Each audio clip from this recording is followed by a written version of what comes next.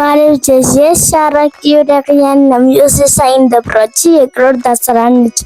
Այսօր ես ձեզ կպատմեմ եմ Աթաբեկ Խնկոյանի երկու կամակոր այծերի հեքիաթը։ Երկու այծ հանդիպեցին կամուրջի վրա և կամուրջի ներքևը ջուր էր լիքը։ Նրանցից մեկը ասեց. «Դու կողմ գնաց, թող ես անցնեմ»։ Եվ մյուսը ասեց. «Ինչի՞»։ Բա ում հետ ես խոսում։ «Դու էլի գնա, ես անցնեմ»։ Ուսանց իրար հետ վիճեցին,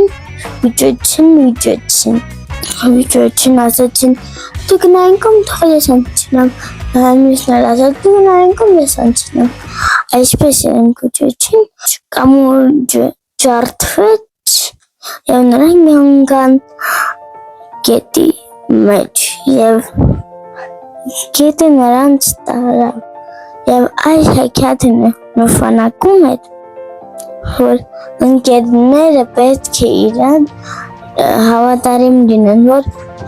կամուրջի վրա իրենք հանդիպում են, մեկը հետ գնում մյուսը անցնում։ Իսկ եթե նրանք կռվում են, ապա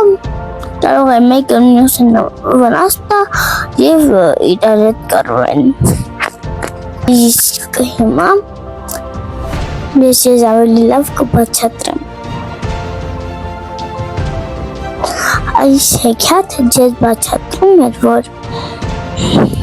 չի կարելի ընկերները իրար նեղացնեն, որովհետև վերջում իրանք վատ բաներ են անում և իրար նեղացնում են և հետո իրանց մոտ վատ բաներ են լինում։